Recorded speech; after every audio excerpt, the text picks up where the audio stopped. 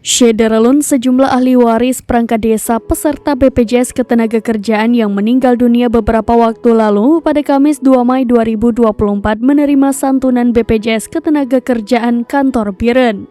Santunan diserahkan oleh PJ Bupati Biren Aulia Sofyan PhD dalam rangkaian acara peringatan Hari Pendidikan Nasional di halaman pendopo Bupati. Kepala BPJS Ketenagakerjaan Kabupaten Biren, Aisyatur Rida menjelaskan bahwa santunan diberikan yaitu dana jaminan kematian, jaminan hari tua, beasiswa kepada keluarga almarhum Mustafa Ali, aparatur Gampong Blangrem, Jempa.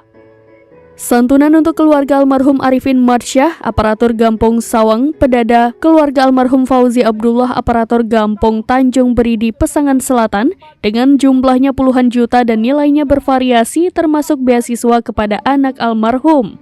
Aisyatur Rida mengatakan santunan yang diberikan yaitu santunan jaminan kematian, jaminan hari tua, dan beasiswa karena mereka sudah menjadi peserta BPJS Ketenagakerjaan selama 3 tahun.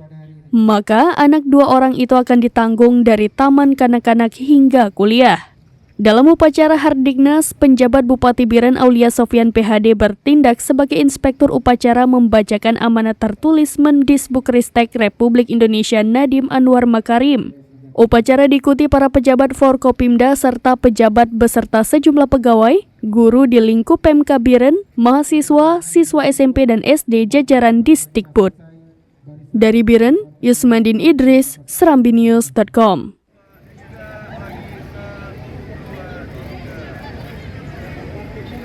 Download Tribun X sekarang, menghadirkan lokal menjadi Indonesia.